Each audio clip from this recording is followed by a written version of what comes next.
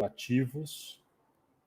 E para fazer essa conversa, eu vou repetir aqui a introdução, porque eu acho que a gente começou a transmitir efetivamente agora, gente. Boa tarde a todos, é um prazer estar aqui com vocês. Meu nome é André Barreto, sou planejador financeiro CFP, participo do Comitê de Conscientização Financeira da Planejar. A gente está aqui em mais uma live dessa semana importante, né, da World Invest Week 2022. O tema de hoje é investimento consciente em criptoativos. E a gente traz duas feras aqui para estar batendo esse papo com a gente. Eu vou estar mediando essa conversa e vamos aproveitar para explorar todo o conhecimento aí da Priscila Heller e do Gustavo Cunha. Eu vou passar a palavra para a Priscila para ela poder se apresentar e contar um pouquinho da história dela para a gente começar esse bate-papo. Vamos lá, Priscila, com você. Obrigada. Primeiro, um prazer, uma honra participar desse bate-papo com vocês, um tema tão importante, e perceber essa união cada vez maior entre o mundo dos investimentos, que é de onde é meu background, com o mundo dos criptoativos. Então, eu sou formada em economia, já estou há 10 anos no mercado financeiro, tenho a certificação ANBIMA de especialista em investimentos, sempre fui de asset, até que há 3 anos atrás eu me juntei à Hashdex, com o intuito de levar esse mundo novo para os brasileiros de uma maneira que fosse simples, segura e regulada. E é isso que a gente vem tentando fazer desde então, e levando educacional.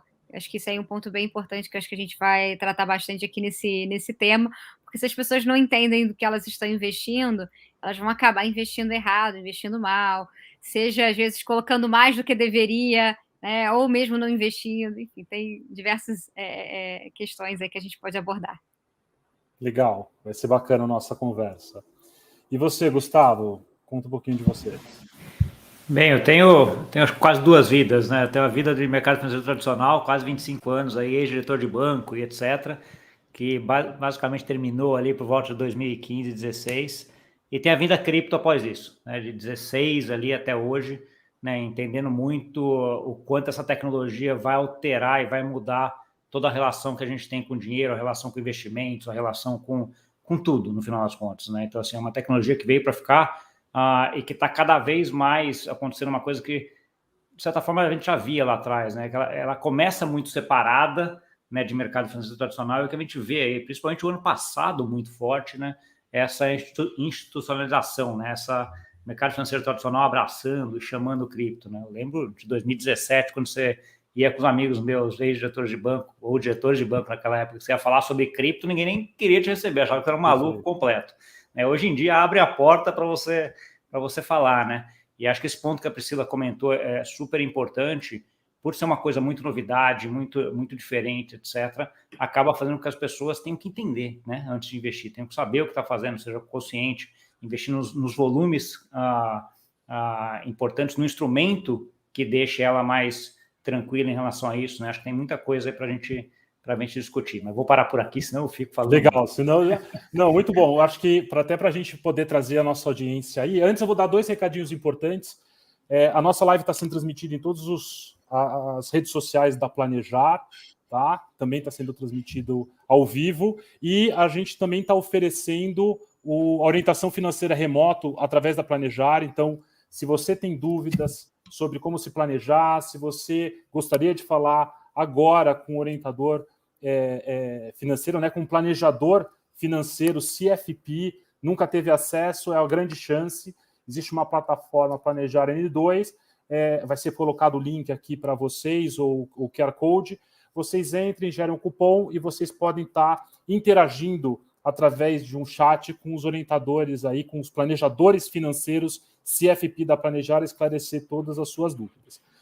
Bom, qual que é a ideia aqui, então, da nossa conversa? Vamos trazer essa consciência, né, em relação à criptomoeda, e a ideia é a gente ir numa crescente, né, porque é um tema novo ainda, muita gente... É legal que realmente está tendo essa aproximação, mais conteúdo, uma coisa que você ouvia esporadicamente, agora se tá na mídia o tempo todo, está sempre muita gente muito mais próxima, as grandes instituições já também abraçando, né, e também trazendo para o seu leque de produtos. Mas vamos começar um pouco do básico e vamos crescendo em sofisticação, assim, em termos de conversa e etc., para a gente ir construindo essa nossa conversa. Então, eu queria... E assim, eu não sou... Os especialistas são eles, tá, gente? Então, eu vou aproveitar aqui e fazer as perguntas mais difíceis, provavelmente, nessa nossa conversa. Então, vamos começar por o que são criptos. Vamos tentar entender aí um pouco o que são esses ativos, como eles surgiram, por que eles são importantes. Priscila, você quer começar um pouco sobre esse assunto? Aí o Gustavo depois entra e complementa, a gente vai começando o papo dessa forma. Legal, obrigada. Vamos começar do básico, né, como você disse. Então, primeiro que criptoativos, criptomoedas, ativos digitais, enfim, toda essa terminologia o que só criptos, né? Toda essa terminologia, de alguma forma, enfim, é a mesma coisa, né? Então, não vamos complicar aqui, mas são ativos que não tem ali um governo por trás, né? Não tem uma empresa, uma instituição que está fazendo a garantia do uso dessa moeda. Por que isso é tão importante, tá? De uma maneira bem ampla aqui, tá, André? Pensa nos criptoativos como sendo uma nova forma de você criar valor para a sociedade sem você depender de intermediários. Então, hoje, quando a gente faz, por exemplo, uma compra e venda de uma ação na Bolsa, quem é que está garantindo que essa troca, né, de ações por dinheiro, que depois eu vou pegar esse dinheiro para poder comprar uma outra ação? Você tem ali uma série de instituições financeiras, desde a corretora, da B3, etc., que vão garantir essa transação, tá? E uma parte desse, né, fica sempre um valor ali, um FII, para que essas instituições elas possam serem remuneradas, serem recompensadas, tá? O que os criptoativos eles permitem, de uma maneira bem simples, é você eliminar esses intermediários e para você garantir a confiança entre os participantes que não conhecem, né, não se conhecem. Então, imagina que nós três aqui, a gente quisesse trocar ações entre a gente, né, e a gente acabou de se conhecer e ainda não conhece, a gente precisa ter uma forma ali de garantir que, poxa, ninguém vai passar a perna em ninguém. E para isso, você precisa de um incentivo para os participantes que vão validar essas transações. Aí você, nessa tecnologia, né, do blockchain, você precisa ter a moeda que vai permitir ali dar um incentivo para os tais dos mineradores, né, como o mercado aí gosta de chamar. Então, isso começa lá em 2009 com o Bitcoin, foi o primeiro caso, né, de um criptoativo. O Bitcoin ele é o nome dessa rede e ele também é o nome da moeda em si, tá? Então, ele é o nome do ecossistema e ele é o nome também que dá o nome à moeda, tá? E aí a gente pode falar das teses do Bitcoin, enfim, tem muita discussão envolvendo ele, mas eu acho que ele é só o primeiro grande caso de uso dos criptoativos, assim como o e-mail foi o primeiro grande caso de uso da internet. Depois disso, né, vieram os navegadores, vieram as redes sociais, né, você tem agora banco digital, então assim, você tem uma série aí de ferramentas, de formas que foram sendo criadas a partir da internet. Então, vamos ficar com essa ideia de que aquilo que hoje a gente depende de um intermediário exclusivamente para poder gerar confiança entre os participantes, isso daí poderia, de alguma forma, estar ali dentro de uma blockchain que vão ter participantes validando e confirmando essas transações, né? Isso vai ser bom para a sociedade como um todo, vai impactar aí diversos casos de uso, que a gente pode aprofundar aí um pouco mais à frente, mas falando de uma maneira mais ampla, superficial, vou deixar aí, enfim, também o Gustavo, aprofundar aí um pouco mais e complementar, para não monopolizar aqui a resposta, porque isso aí daria um livro, né, essa pergunta. Não, e acho que a resposta para isso dá para falar muita coisa, né, Priscila? Mas acho que você tocou um dos pontos principais dela, que é um pouco a minha visão também. Acho que criptoativos é tudo que utiliza a tecnologia blockchain, né? E uma das grandes vantagens dessa tecnologia blockchain é você permitir com que você faça troca de valores dentro da internet sem um intermediário, né? Então, assim, coisa que a gente consegue fazer com dinheiro em papel, né? Eu consigo te dar uma nota de R$50, mas eu não consigo te mandar um TED, um DOC, sem que eu tenha um Pix, sem que eu tenha algum intermediário hoje. Com a tecnologia de blockchain, isso começou a ser permitido. Tá? Então, assim, acho que ele começa com isso, né? Com o Bitcoin ali sendo o principal caso de uso. Acho que a gente tem uma mudança grande também quando a gente tem a rede Ethereum entrando em 2015, né? Porque a rede Ethereum faz com que você consiga fazer isso e consiga colocar condicionantes a essa troca. Então, eu só te entrego esse ativo A se você me entregar o ativo B. E tudo ao mesmo tempo, então sincronizado. Então, assim, isso gera casos de uso aí a partir de 2015 e 2016 que aumentou muito, né? Que deu a onda de tudo que a gente chama hoje de DeFi, NFT, metaverso e todo esse monte de sopa de letrinha aí, ou palavrinha que a gente gosta de falar em tecnologia, mas ele advém dessa troca que é possível com alguns condicionantes, né? Isso é muito interessante. Essa tecnologia, acho que outro ponto importante, ela é muito potente quando a gente fala de mercado financeiro, né? Então, assim, eu moro aqui na Europa, né? Então, até hoje, para mandar câmbio para cá pelo mercado regulado, etc., são 2 dias para chegar o dinheiro. Na melhor das hipóteses, quando você tem uma coisa muito eficiente, demora 1 dia para chegar, né? Então, assim, com essa tecnologia de blockchain, você consegue fazer do seu celular no Brasil para o celular meu aqui na Europa em 17 segundos uma transferência, né? Que é o bloco da rede Ethereum. Então, assim, só para dar uma noção do quanto essa tecnologia é potente, o quanto ela pode impactar toda a parte financeira, só, vamos dizer assim, que é fechando um pouquinho, porque ela não vai impactar só o financeiro, não, ela impacta tudo quanto é empresa e tudo quanto é modelo de negócio, né? Mas acho que vamos focar no financeiro aqui, que acho que é mais talvez o foco. Deixa eu perguntar, deixa eu entender, ver se eu entendi, então, para a gente poder. Então, eu não sabia dessa ideia da rede da moeda, quer dizer, a rede da moeda tem o mesmo nome no caso do Bitcoin. Quando você fala dessa rede e dessa tecnologia blockchain, por ser uma tecnologia, ela provavelmente precisa de um hardware, precisa de uma máquina, precisa de equipamentos.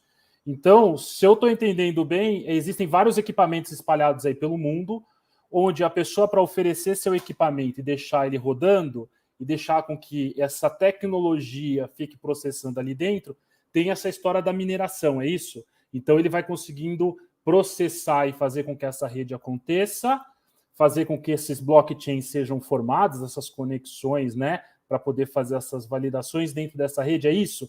Para trazer um pouco mais claro, o que é mais prático, o que é essa... Porque senão fica na rede muito etérea. E aí surgiu agora essa outra rede, que também vai processando em máquina, só que você tem a condicionante, que é muito legal, né? Quer dizer, você começa a ter, inclusive, para segurança, etc. Mas em termos mais práticos, quando a gente fala de criptoativo, é isso? Eu tô vendo o Gustavo com uma cara, tipo, é mais ou menos, André. É mais ou menos, e eu estou tentando ver como é que eu explico isso sem entrar muito na complexidade do negócio aqui. André, mas acho que o ponto, assim, de modo geral, se você quiser simplificar muito, e aí com algum isso, é isso que eu estou tentando. Blockchain é um banco de dados. Perfeito. Tá? De transações que são encadeadas, e esse banco de dados, em vez de ele estar num computador só, centralizado, ele é um banco de dados distribuído em vários computadores, e aí você tem o incentivo para esses computadores estarem ligados e estarem atuando nesse banco de dados, que é o processo que a gente chama de mineração, que pode ser um processo um Proof of Work, que é o processo do Bitcoin, por exemplo, onde você tem que provar que você tem capacidade computacional para atuar naquele banco de dados, né, e provando isso, você ganha um prêmio da rede, por isso, né, que é pago na moeda da rede, que no caso é o Bitcoin. Né, ou pode ser o que a gente chama de Proof of Stake, né, prova de que você tem aquele token, né, que é o caso do Ethereum, que mudou agora, que tem o token Ether. Você simplesmente, tendo o Ether, você coloca o Ether lá, mostra que você tem Ether suficiente, você já ganha o direito a validar. Tá, aquele bloco e a ter aquele banco de dados ou atuar naquele banco de dados. Estou simplificando muito aqui, se tiver alguém mais técnico então... falando, vai ver que tem um monte de coisa aqui, não é exatamente isso, mas essa é um pouco da ideia geral, eu acho. Porque a gente tem para isso tudo funcionar, a gente tem participantes, né?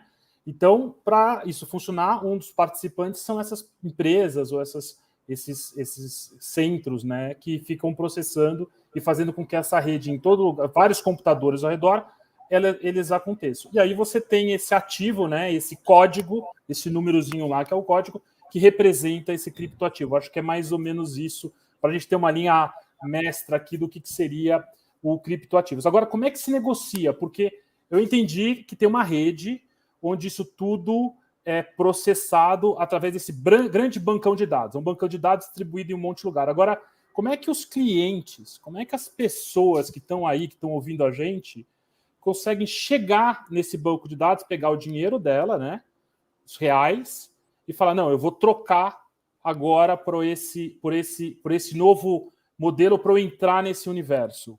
Como é que funciona isso? Aí tem várias formas, né? Então, assim, eu vou começar e depois dar até o gancho para a Priscila entrar um pouco aí no que é o forte da Hashdex em relação a isso. Né? Para a pessoa comprar um token, né, ela tem de alguma forma ter que liquidar essa operação, fazer esse câmbio, essa troca, né, do token Bitcoin por reais, dólar, qualquer moeda fiduciária que ela tenha. Tá? Então, assim, ela pode fazer isso de duas formas. Lá no começo, era tudo feito o que a gente chama peer-to-peer, de pessoa para pessoa. Então, você tinha reais, você me mandava um Pix, eu te mandava pela rede Bitcoin para a sua conta na rede Bitcoin, o Bitcoin que você me comprou. Tá? Assim que começou. Hoje em dia, grande parte das transações não é mais feita assim, é feita via o que a gente chama de exchanges, que são pools de liquidez, onde todas as pessoas que querem comprar e vender vão para elas. O Brasil tem várias, tem gigantes no mundo hoje, empresas que valem centenas de bilhões de dólares já, né? Não vou citar nenhuma aqui, mas assim, que fazem exatamente isso. Você vai lá, se cadastra como usuário e manda dinheiro para ela em dólar, em euro, em reais, em qualquer moeda que você tenha lá ajustado, e lá ela tem um pool de compradores e vendedores. Né, é como fosse a B3, assim, se fosse comparar, que mexe com as ações, essas exchanges, essas que você chamou de exchanges, são essas empresas que fazem essas negociações. Seriam mais ou menos como as empresas que são corretoras de ações hoje em dia. Dá para fazer um paralelo em relação a isso.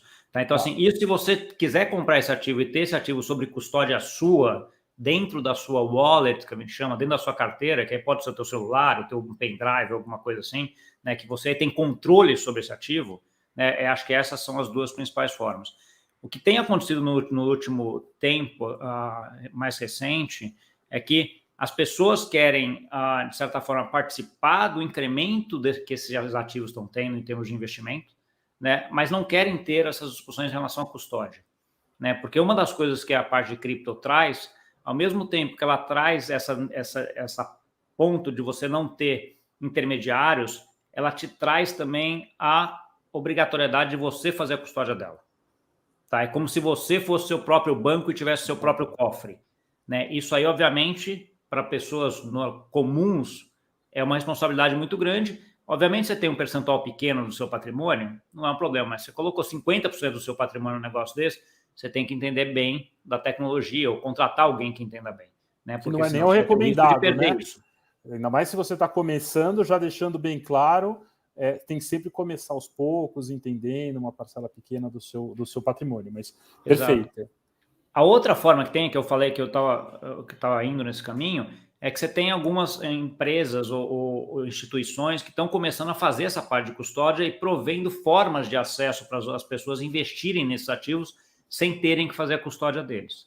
Né? E aí as pessoas participam do ganho ou perda em termos de investimento, mas sem ter que ter esse trabalho de custódia. E aí eu já deixo a Priscila aí para ela seguir. Obrigada, Gustavo. Como você falou, né, você é o seu próprio banco. Eu achei interessante que você deu esse exemplo, porque às vezes a pessoa colocou ali só um pouquinho e aí tudo bem, tá lá tendo um pendrive, né? Talvez não se preocupar tanto. Mas a verdade é que, assim, se você pensar que lá atrás já teve gente que comprou Bitcoin valendo $200 e que hoje vale $20 mil, se ele fez essa compra de algo bem pouquinho lá atrás, a $200, e aí ele esqueceu, não tomou cuidado, né? E a gente sabe que tem casos de pessoas que até hoje, né, assim, se penitenciam por terem sido descuidadosas, né, em relação aos criptoativos.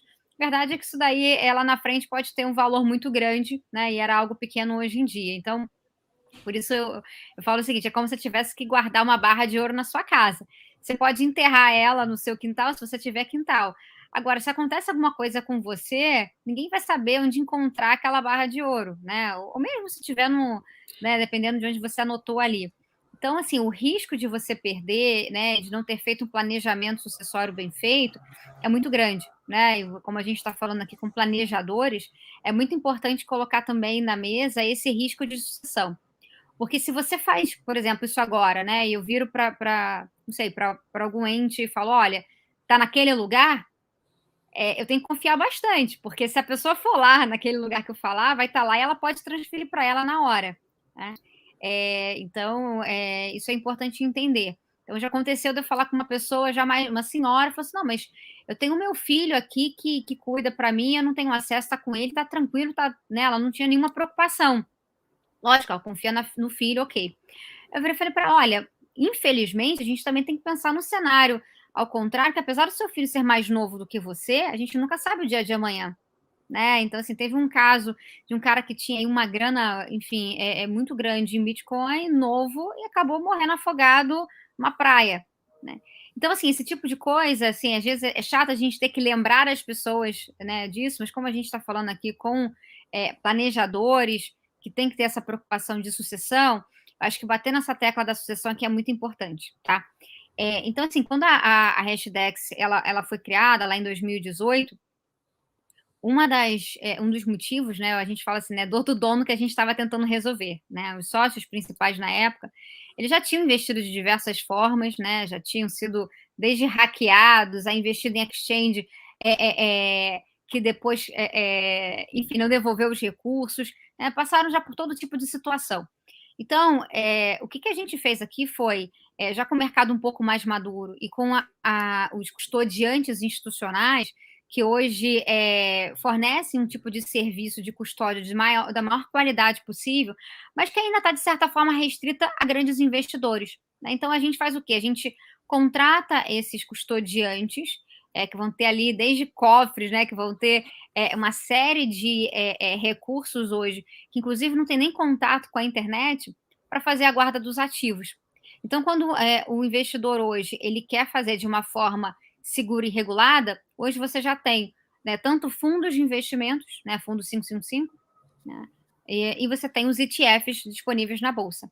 Os ativos, no final do dia, todos eles vão estar ali guardados nesses custodiantes que tem lá, né, imagina esses cofres sem conexão com a internet e que nem a gente, nem a gestora, nem nenhum sócio aqui tem de fato acesso, tá?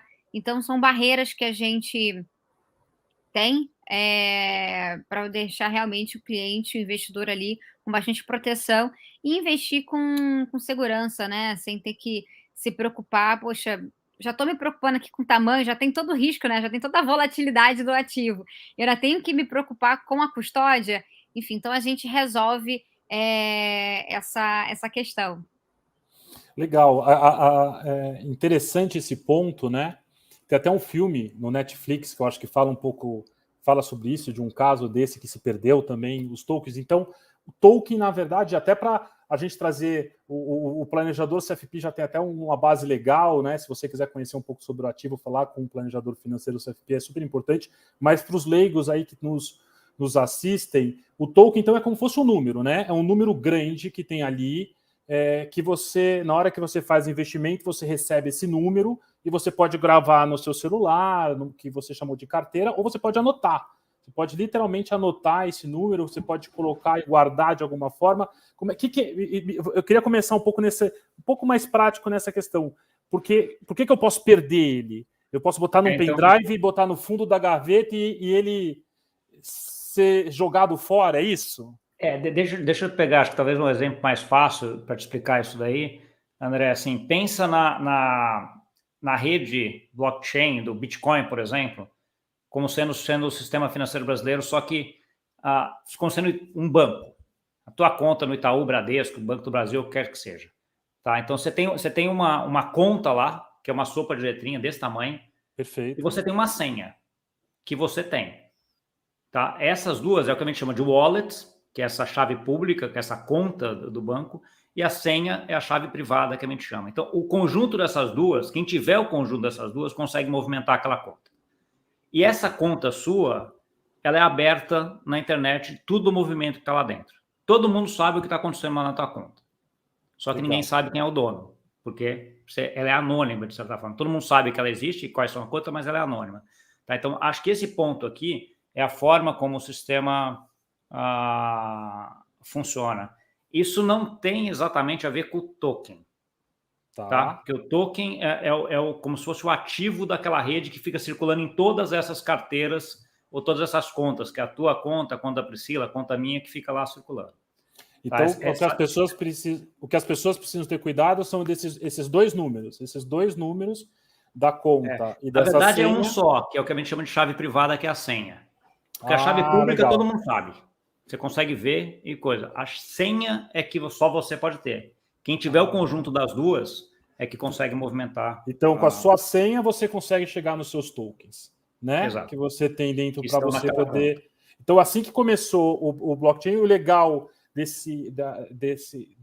dessa visão, né, desse trabalho que a HashDex faz da mesma forma que você tem gestores que vão lá e compram os ativos para você, e estudam e fazem as negociações, e tem lá nas ETFs ou em um fundo, você agora passa a ter gestores que fazem esse trabalho, então eles ficam com essas senhas, eles ficam com essas chaves, eles cuidam da custódia, ali, cuidando de todo esse número e essa segurança para não ter hackeamento, de repente tem primeira segurança, segunda segurança, né? Regiões diferentes do mundo para poder guardar essas informações, e aí você consegue colocar seu dinheiro lá e realmente só se preocupa, como a Priscila falou, com a rentabilidade, com o que está acontecendo, essa questão mais física.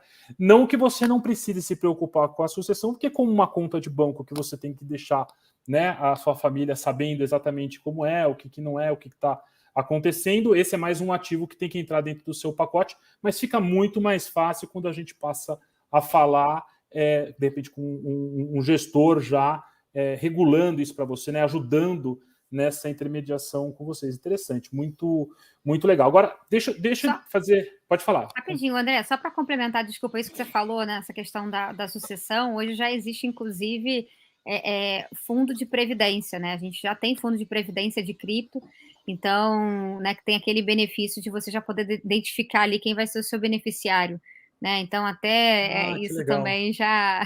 Porque a gente entende que é um investimento para longo prazo, né? E cripto, né? E aquilo que você está guardando para sua aposentadoria, que não é para daqui a 5 anos, mas sim para daqui a 15, 20 anos, né? É um ativo ali com risco, mas que pode fazer sentido para a carteira de alguns perfis de investidor. E só complementando também esse teu ponto, Priscila, que acho que é importante.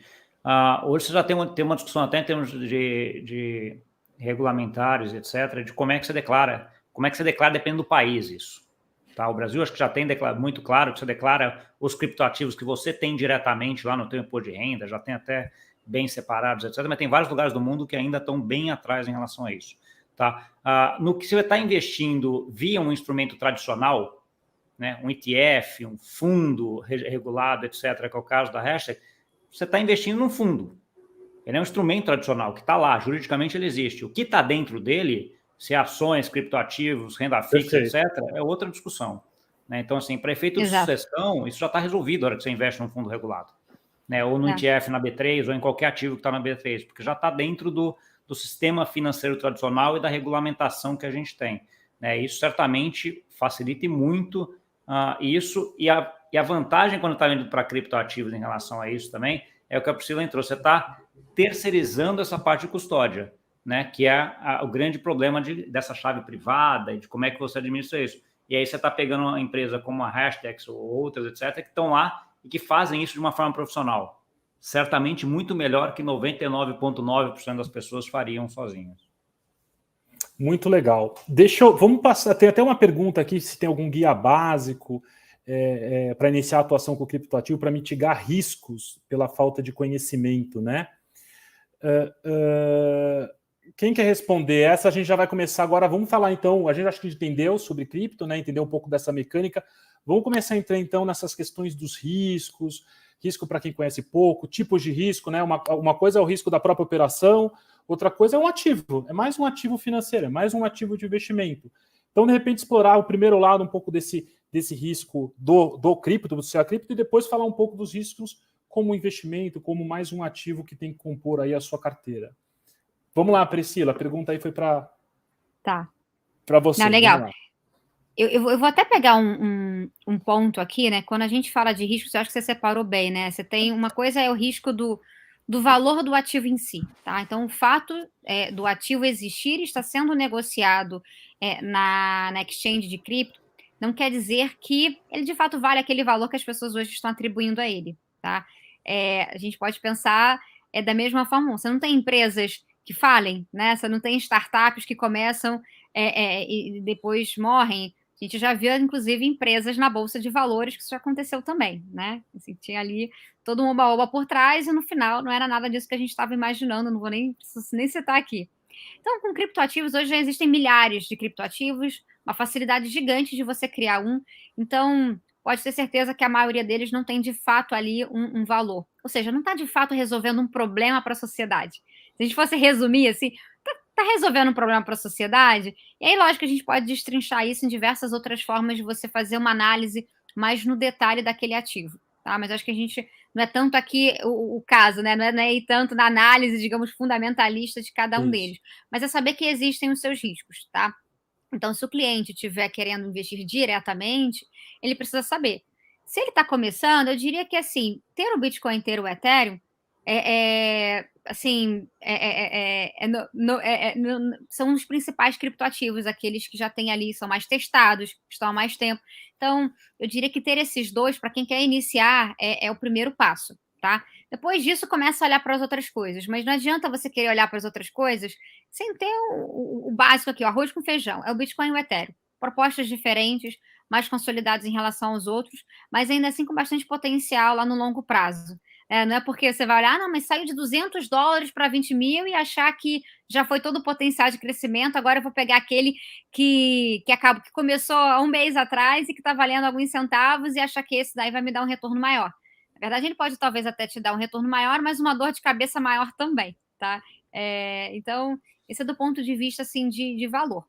E aí tem uma outra parte aí de riscos, que aí são os riscos mesmo operacionais e de onde que empresa você vai confiar, tá? Então, existem hoje os mercados regulados, que são as gestoras reguladas, que estão lá na CVM, que você consegue entrar no site da CVM, olhar se ela tem ali, de fato, uma gestora por trás, se tem ali fundos de investimentos. Eu já vi gente se dizendo ser gestora e que não era, de fato, gestora. Assim, para ser gestora, você vai lá na CVM, pega o CNPJ, né? Se é fundo, se é ETF, você coloca lá, você vai, no caso se for ETF, aí vai estar na B3, né? Se for fundo de investimentos, você vai enxergar isso lá no site da CVM pelo CNPJ, tá? E aí você tem diversas empresas que prometem ganhos fáceis, ganhos rápidos, tá? Eu diria o seguinte, se alguém estiver prometendo aí ganhos fáceis e rápidos, já pode fugir, assim, já é o primeiro indício de que, olha, tem aí alguma coisa estranha, melhor ficar de fora, tá? Não existem esses ganhos rápidos, fáceis, muito provavelmente ali você estaria caindo numa furada, tá? Então, esses são, digamos assim, os extremos, né? A pirâmide, o golpe, né? Que se caracteriza por algo que parece muito, pô, mas é muito legal, fulano tá ganhando dinheiro aqui e tal. E tem o outro lado, que fala assim, olha, você vai ganhar e vai perder, né? De acordo aqui com a valorização e desvalorização do mercado, tá? E aí, entre uma outra categoria aqui são as exchanges. E aí, apesar de, infelizmente, a gente ainda não tem exchanges reguladas no Brasil, né? Já existe uma regulamentação bem avançada aqui no Brasil para isso. Então, assim, você tem que saber ali com quem você está confiando de fato o seu dinheiro, né? Porque se você deixa o ativo, isso que o Gustavo estava explicando antes, né, sobre a questão da posse do ativo, você pode fazer a sua própria gestão, né, manter o ativo com você, que é ter lá a tal da sequência alfanumérica, você guarda ela num pendrive, papel de pão, no seu quintal, mas você pode deixar também a posse desse ativo nessa exchange de cripto. E aí, quando você deixa na exchange de cripto, você corre o risco da exchange em si, dela ser hackeada, né? E se ela for hackeada, se ela vai te devolver ou não o recurso. Então, assim, se você for dar um Google, né, e buscar sobre isso, tem ali casos à vontade, assim, né? Vira e mexe, tem ali um pipocando, tá? É lógico, né? Hoje empresas mais sérias, elas já vão ter ali algum grau ali de seguro e tudo mais. Mas por que é muito fácil, né, uma exchange ser hackeada, né? E qual que é a diferença, inclusive, de uma custódia de uma gestora como a gente, tá? Que na exchange, como você, como usuário, você pode movimentar a qualquer hora ali o seu ativo, né? Compra e vende. É como se aquela sua sequência alfanumérica, ela tivesse, ela está disponível na internet, tá? Tudo que está disponível na internet, que está mais acessível, tem um risco maior, tá?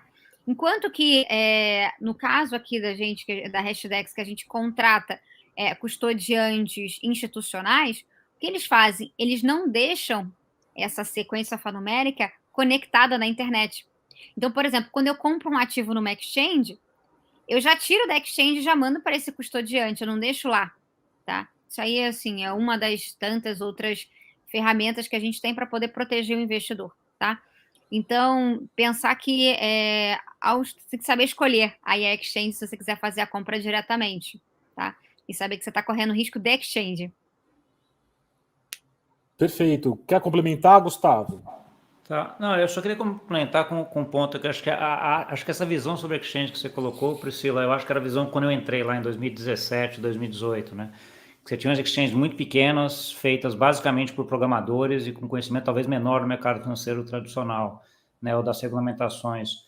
Eu diria que hoje você pegar, sei lá, as 3, 4 maiores exchanges do mundo, né, você tem a Binance, que é a maior aí, que tem, sei lá, vale 300 bilhões de dólares, né, alguns Itaús aí de valuation dela, e ela utiliza todos esses sistemas de custódia e todos esses controles que você comentou, que vocês usam na Hashdex, eles também usam isso para coisa. Então, assim, eu acho que tem se pegar essas grandes hoje, elas já tem bastante, tem uma bastante confiança de que a chance de elas serem hackeadas é muito baixa, né? Sem contar que todos que operam cripto hoje, né, independente do fundo, eu tenho um fundo de investimento também, sou gestor, você opera via eles também, né? Então, assim, acabam sendo utilizados, eles não são regulados, mas eu diria que eles já estão no caminho de serem bastante regulados. A Coinbase é a mais regulada, é americana já, essa tem até ação na bolsa, etc., mas é uma gigante também, exchange. Então, acho que depende um pouco, mas eu entendo o teu ponto aí, que eu acho que faz sentido, depende de que exchange está falando. Ainda tem exchanges bastante pequenas, que estão começando e que aí sim o risco é um pouco maior, né? Eu queria só pegar um pouco essa pergunta que o Ale Gallardo colocou lá, né, assim, desse guia básico para mitigar riscos sobre falta de conhecimento. Eu acho que qualquer guia básico para mitigar risco de falta de conhecimento é buscar mais conhecimento, né? Então, acho que esse é o ponto aqui que a gente está fazendo. Acho que essa discussão aqui acho que traz bastante, né? Acho que o fato dele perceber que ele já tem baixo conhecimento, que tem falta de conhecimento, já é bom, né? Então, acho que essa busca por conhecimento é importante, independente se você vai investir em cripto, em ações, em renda fixa, você precisa saber no que você está fazendo. Então, acho que esse é o ponto. E a outra que eu acho que é importante é começar com um valor pequeno, né? Então, assim, como você não vai pegar um percentual grande do seu patrimônio e colocar. Pega um valor pequeno, né? Aquele valor de um jantar que você iria hoje que você não vai, aquela viagem que você ia fazer e pode postergar ou você não vai fazer. Então, assim, alguma coisa que não vai fazer muita diferença dentro do seu patrimônio, porque aí você vai subindo o que eu chamo das duas caixinhas ao mesmo tempo, que é a caixinha de conhecimento e o valor que você vai investindo, né? Então, assim, na hora que você está com essas duas sempre ajustadas, eu acho que vamos dizer assim, é uma receita que eu sigo, vamos dizer assim, que eu sempre aconselho para que as pessoas façam, que daí a chance de ter problema é pequena. Legal. E eu queria explorar um pouquinho mais com você. Entendemos agora o risco. A gente explorou vários dos riscos, né? Principalmente esse mais físico, operacional, etc. Uma dúvida que eu tenho, só para voltar nesse ponto: existe ainda o risco da exchange não jogar no blockchain? Existe esse risco de você fazer uma transação numa exchange e ela não jogar no blockchain? Isso é uma realidade ou não? Já que agora elas têm todos esses custodiantes, a probabilidade disso acontecer... Não só existe, como a grande maioria não é jogada, né? Pensa a exchange como sendo um banco. Então, assim, não é toda operação que você registra no banco ABC no Brasil que também é registrada no Banco Central. Ele soma tudo e faz alguns registros no final do dia lá, por exemplo, de algumas operações. As exchanges também fazem isso. Perfeito. Então, isso, na verdade, é um modelo de atuação, não é? Existe o risco como existe em qualquer mercado, mas não é que se uma exchange segue esse procedimento, não é que ela está fazendo errado. Na verdade, o modelo normal das exchanges segue esse padrão como informação. E o mais curioso de toda essa discussão, quando a gente vai para essa exchange ou para investimento via fundos, etc., é que você não vai lembrar que a gente começou falando sobre uma das grandes coisas do blockchain é que ele tirava os intermediários, né? Então, assim, que foi lá o começo que a gente chegou. E quando a gente está vendo agora de fundos, exchanges, etc., a gente está colocando intermediários. O que eu acho que é natural. A gente, assim, culturalmente, a gente já está, os últimos 100 anos, sempre existiu custodiante, né? Faz muito tempo que a gente, como sociedade, o ser humano, que a gente não guarda dinheiro em cofre, né? Então, assim, desde que existiram os bancos, já faz séculos em relação a isso. Então, assim, isso já é cultural, já é coisa. Então, assim, esse fator de você ter que ter o teu cofre, colocar teu ouro lá no seu quintal, que nem a pessoa falou, não é uma coisa normal, não é natural, né? O que eu acho interessante é que o blockchain, por mais que você acabe não vá usar, ter essa possibilidade já é um negócio muito potente, né? Que a gente não tinha antes dessa tecnologia vir. Quer dizer que a maioria das pessoas vão utilizar? Não, porque assim é muito difícil, é complicado, é uma responsabilidade muito grande para você fazer uma coisa. Então, se você vai buscar esses intermediários, que é o que o mundo está indo, né? Então, assim, que são intermediários regulados e toda a história que a grande maioria está indo. Então, assim, é uma coisa que é sempre que a gente entra nesses aspectos, é uma coisa interessante de se notar, né? Muito, muito, muito interessante sua visão, seu ponto de vista que você colocou agora. Eu queria entrar agora um pouco mais, então, no investimento mesmo, como forma de investimento. A Priscila já deu uma roupagem, a questão do valor do ativo, etc., mas veio a pergunta aqui do Rodrigo Dias, como vocês veem investimento em criptoativos com objetivo de reserva de valor? Faz sentido? Eu entendo aqui que é uma reserva de emergência, talvez, como aquela para aposentadoria, né? Então, eu queria entrar um pouco... Como é que vocês respondem aqui essa pergunta aqui do Rodrigo Dias?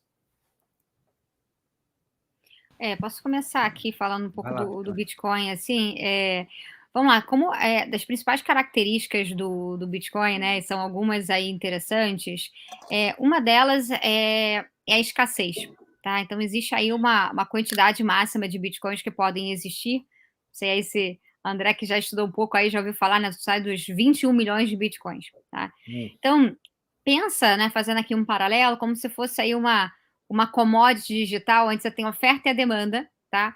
A sua oferta ela já está dada, ela cresce, mas ela cresce cada vez menos. Então, à medida que a demanda ela cresce, o ajuste não se dá ali via oferta, né? O ajuste se dá via preço. E aí você tem outras características interessantes do Bitcoin, como, por exemplo, o fato de você não poder adulterar, né? Então, uma vez ele existindo ali, né? É que nem você tem uma barra de ouro aqui, você não consegue, né? Para quem consegue ali avaliar, né? Olha, essa aqui é uma barra de ouro, ela vai ser sempre uma barra de ouro. Um Bitcoin vai ser sempre igual a um Bitcoin, né? E eu consigo levar esse Bitcoin comigo para qualquer lugar do mundo. Então, o que a gente começou a ver como uma tese para o Bitcoin em particular, ali logo depois da pandemia, em que a gente começou a ver os bancos centrais imprimindo muito dinheiro, que possivelmente geraria uma inflação lá na frente, que aí a gente começou a ver agora, né? Muito começou a se falar, até um grande gestor, né, chamado Paul Tudor Jones, começou a se falar do Bitcoin como uma possível reserva de valor, ou seja, um ativo que é escasso, que pode acabar se tornando durável ao longo do tempo, mas que ele ainda não se provou, porque ele começou em 2009, né? Ele está nascente aqui, tá? Ele tem, enquanto que o ouro está aí, já existe há milhares de anos. Então, o que eu acredito, né, é que ele seria uma espécie de reserva de valor emergente, que ele pode vir a se tornar, tá? À medida que a confiança das pessoas, uma busca por uma alternativa que não está ligada a Banco Central, né, que não está ligada a um país, e uma alternativa ao mesmo ao ouro físico, né, que tem lá também as suas vantagens e desvantagens, tá? Então, enfim, fica aqui a minha visão, mas enfim, deixar aí o Gustavo, não sei se ele acredita ou não nessa possibilidade, né, do Bitcoin se tornar uma reserva de valor. Tem gente que acredita, tem gente que não, enfim, mas em particular a questão mesmo do Bitcoin, tá? Se a gente for falar de Ethereum, dos outros criptoativos, aí não tem tanto esse lado da reserva de valor, tem um lado aí um pouco diferente, tá? Com um novo ecossistema que está sendo criado. Passar aí para o Gustavo complementar. Acho que eu só queria fazer um comentário em relação à pergunta, que até o que você comentou, André. Acho que a ideia aqui é reserva de valor no sentido de reserva é algum ativo que não fosse afetado por inflação, não reserva de emergência. Perfeito. Acho que reserva de emergência é outra coisa. Acho que criptoativo como reserva de emergência. Eu li errado aqui. Específico é o segmento da stablecoin, que aí é uma outra discussão, que ela é uma representação no campo de blockchain das moedas fiduciárias, que até poderia pensar ali numa reserva de valor, é que nem você ter dólar ou reais na sua carteira, né? Então, assim, mas é muito específico. A grande maioria dos criptoativos não se enquadra como reserva de emergência, não faz nenhum sentido, são ativos muito voláteis, com muito risco nesse sentido. Como reserva de valor, acho que a Priscila colocou muito bem, é um ponto específico do Bitcoin. né? É um ativo escasso, o ouro digital, que é um pouco do que comentaram. Acho que ele começou a ser isso, tinha uma tese em relação a isso. Os últimos 2 anos aí, essa tese ruiu abaixo, né? Que a gente teve a inflação aumentando e o Bitcoin só, principalmente depois de novembro do ano passado, aí, último ano, o Bitcoin só caindo e inflação subindo, né? Então, assim, tá sob júdice essa ideia. Pode voltar a ser no futuro? Talvez possa. Tá? Então, assim, é onde eu apostaria como sendo das caixinhas que vai ser do Bitcoin dentro desse mundo cripto.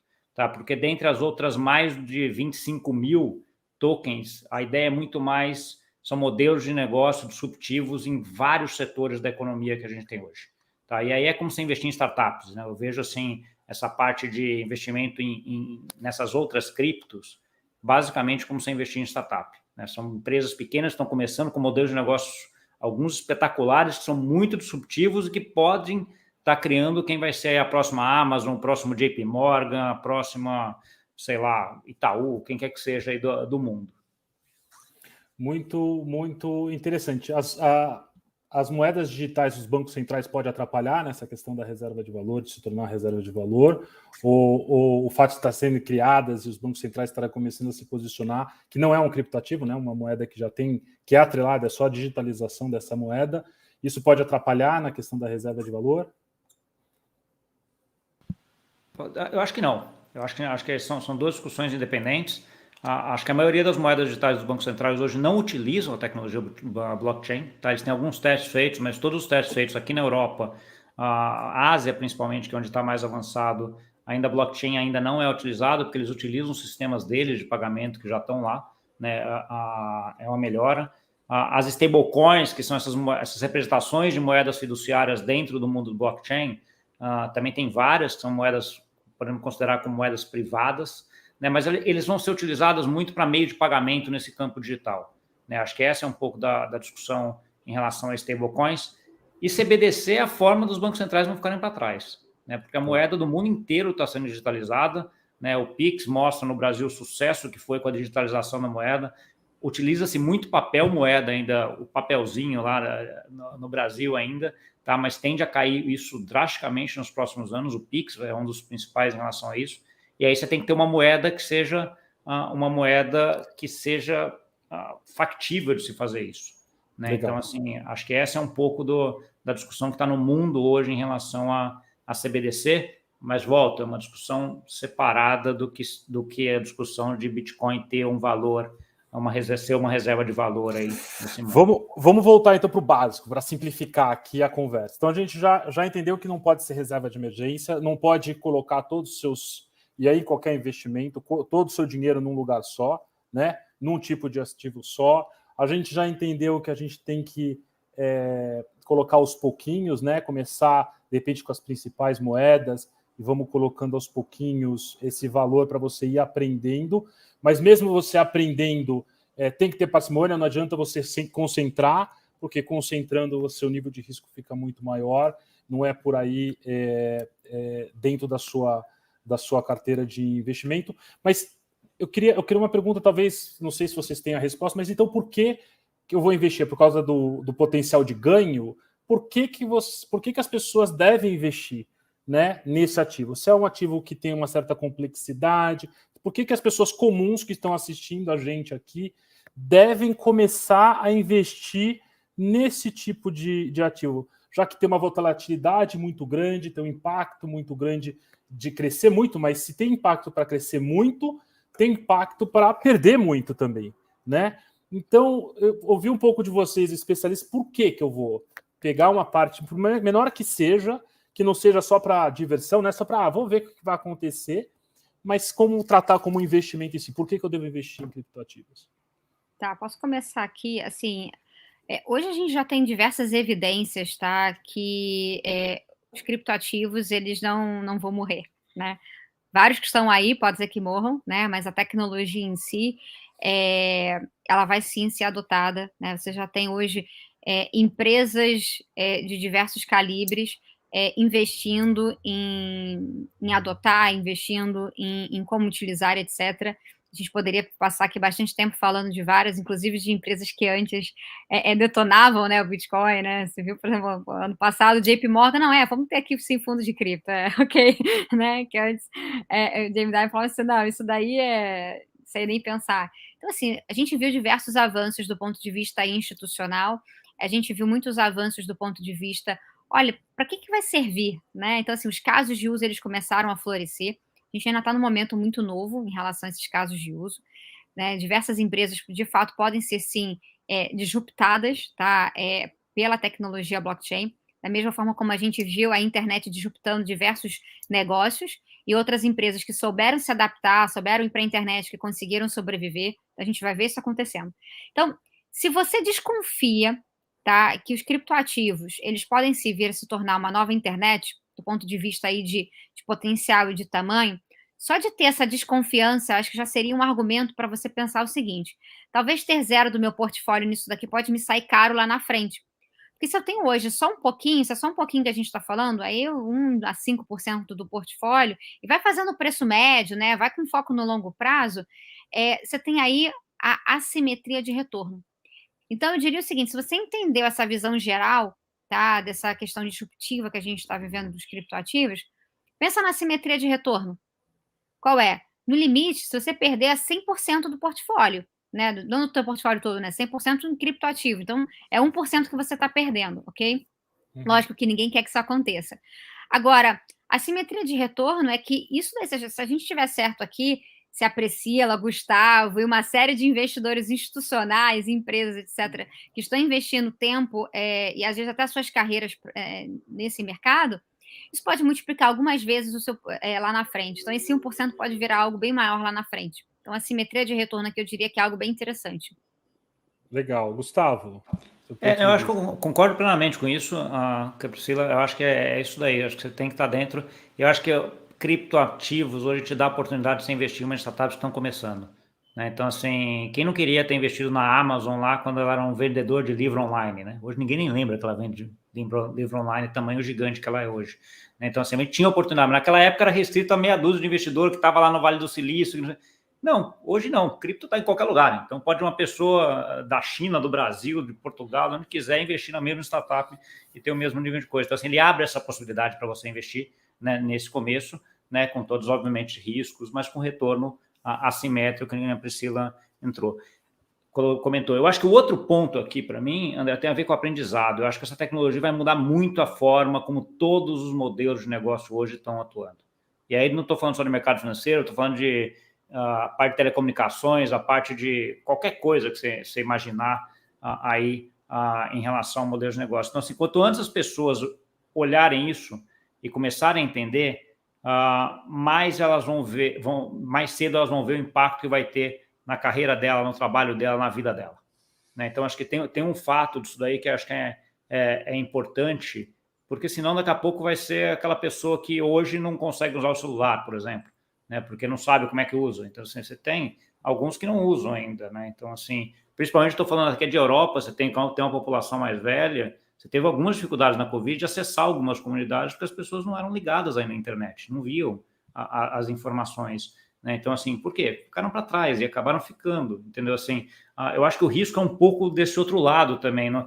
Um lado é a parte de simplesmente de investimento, né? Quero ganhar dinheiro, quero aproveitar. A outra parte tem a ver com quero conhecer, quero entender e estar a par para que eu consiga saber o que fazer com o meu negócio, com a minha vida, com o que para frente. Muito interessante o ponto que vocês trouxeram. Tanto a simetria de risco, quanto essa questão do conhecimento, né, da informação, da pessoa viver essa transformação, porque, na verdade, é uma grande chance de que todo mundo pode estar participando da vivência dessa transformação, né, da vivência desse ambiente inovador, desse ambiente disruptivo, para a gente poder chegar num novo mundo, né? Eu queria aproveitar, a gente está chegando nos minutos finais aqui da nossa conversa, do nosso bate-papo. Eu queria pedir para, antes da gente chegar para o encerramento, eu queria ainda abordar mais um ponto assim, cada um rapidamente pudesse explorar e dar uma dica aqui para as pessoas mais leigas que estão querendo realmente começar. que existem essas histórias de fraude, alguma coisa assim dentro do Bitcoin? O que é o cheiro que a gente pode, assim, se afasta, né? O que você dá de dica, se o Gustavo e a Priscila, para toda vez que você está começando, você vai começar a mexer com isso, toma cuidado, isso aqui já é um bom sinal. Uma dica de cada um aí, antes da gente chegar nas considerações finais. Vai você, que acho que você deve dar a mesma dica que eu, Priscila. Então fala a sua que eu vou pensando na outra aqui. Bom, a primeira coisa que eu pensei não existe retorno garantido, né? Então, assim, se alguém estiver te prometendo alguma coisa, foge, assim, né? É isso. Eu acho que não foge muito disso, né? Acho que tem que ser. Então, assim, a gente tem lá o CDI hoje, 14% ao ano. Qualquer coisa que vai te prometer mais do que 14% ao ano tem risco, por definição. Perfeito. Pronto. Acho que quanto maior prometer, maior o risco. Né? E vai ter um determinado nível que vão te prometer lá que vai ser impossível. Né? Mas se você não tem essa medição, né? Pega o CDI como base. Qualquer coisa acima do CDI tem risco. Tá? Então, assim, isso já é um bom aí termômetro, né? Pra você saber onde não entrar. Ótimo, ótimo, gente. E se informar, né? Como vocês falaram durante a live. Se começar a estudar, começar a se informar, se tem muita gente falando que ali talvez não seja um bom caminho, não precisa experimentar para você poder ver. Vai seguindo, né? Vai falando com as grandes casas, vai acompanhando as grandes empresas que já atuam com isso no mercado, vai pegando essas opiniões das grandes instituições, porque já tem bastante gente acompanhando esse mercado e que pode dar essa orientação para a gente, correto? Exato, acho que tem muita gente boa fazendo coisa séria e que tem um futuro grande aí. Eu concordo plenamente, André. Acho que é como saber, mas se a pessoa é totalmente leiga e não sabe, e aí vem um monte de palavrinha diferente, e tá rendendo 200% ao ano porque tem inteligência artificial, tem blockchain, tem criptomoeda, tem web 3.0, aí você não sabe o que é nada disso, a pessoa acaba, então assim, ok, a parte de educação entenda, né? Então assim, se é Web 3.0, o que é que ele está investindo em Web 3.0? Né? O que é que a inteligência artificial está sendo investida? Como é que está sendo feito isso? Né? Quais os riscos que tem aqui dentro? Né? Porque ele está oferecendo mais do que o CDI, cara, tem risco. Né? Quais são os riscos? Né? Então, assim, aí você conhecendo, tendo essa educação e sabendo ponderar o percentual do seu patrimônio, você vai ajustando, né, a educação e aumentando o valor. Legal, gente. Informações, né, confiáveis. Desculpa, André. Não, acho que é isso, e buscar, né, fontes confiáveis, né? Então, assim, hoje já tem, enfim, a gente, por exemplo, busca através do nosso conteúdo de research, através, enfim, das nossas redes sociais, sempre está trazendo conteúdo. Então, se alguém tiver alguma dúvida, algum questionamento também, pode mandar lá para a gente tenta ajudar a responder, né? Ver se está fazendo sentido ou não para vocês. Acho que a gente deixa aí abertas para você, pode buscar a gente, mandar isso, se inscrever na nossa newsletter, vai ser aí um prazer receber aí sua dúvida. Legal, muito bacana, e aproveitar também os planejadores financeiros CFP, né, que tem conhecimento vasto nessa área, você poder contar com alguém te orientando e fazendo uma conversa, alguém que pode também buscar informação para você, para poder discutir especificamente no seu caso, é bastante importante. E a nossa certificação preserva muito isso e todo esse cuidado junto aos clientes. Gente, chegamos aqui no final. Muito obrigado. Lembrando a todos que esse planejador está disponível na plataforma Planejar N2 para você já fazer uma interação, uma conversa com eles. Vai ser disponibilizado novamente o link aqui para vocês poderem baixar a plataforma e fazer seus questionamentos e conversar já e conhecer o planejador financeiro CFP. Obrigado, Priscila. Obrigado, Gustavo. Foi um prazer. Eu aprendi um monte aqui. Você vê que eu começando ainda, eu sou daqueles que também estou começando e não é vergonha nenhuma. O importante é isso, a gente dá o primeiro passo, não importa o quanto você já conhece de A, de B ou sua idade, está aí para todo mundo para conhecer. Priscila, suas considerações finais. Não, acho que bater nessa tecla, gente, educação, né? Então, continuar sempre se atualizando, não é porque vocês não estudavam sobre os criptoativos há 10 anos atrás, né, na formação de vocês, há 20 anos atrás. Então, assim, é se manter atualizado. É um mundo novo e tá todo mundo aqui aprendendo ao mesmo tempo, a gente está aprendendo juntos. Então, correr atrás, acho que vai valer a pena, sei lá, na frente. E super obrigado pelo convite, André. Obrigado você. Gustavo? Eu acho que é isso, educação, e atrás também concordo com a Priscila, eu agregaria só um pouco a mais, que é a parte de experimentação, né? Se você entender coisa e experimentar, não ter medo de errar, né? Então, assim, fazer errar faz parte do aprendizado a gente errar. Você tem que errar num ambiente mais controlado, né? Valores pequenos, com a educação e tentando fazer o certo, né? Não errar por errar. Então, assim, acho que a educação com valores pequenos, você vai entendendo, e acho que você vai ganhar dos dois lados, né? Vai ganhar dos dois lados no sentido de saber esse mundo novo que você vai enfrentar do ponto de vista profissional, pessoal, etc. E ganhar dinheiro do ponto de vista de investimento também, né? Acho que essa é a receita.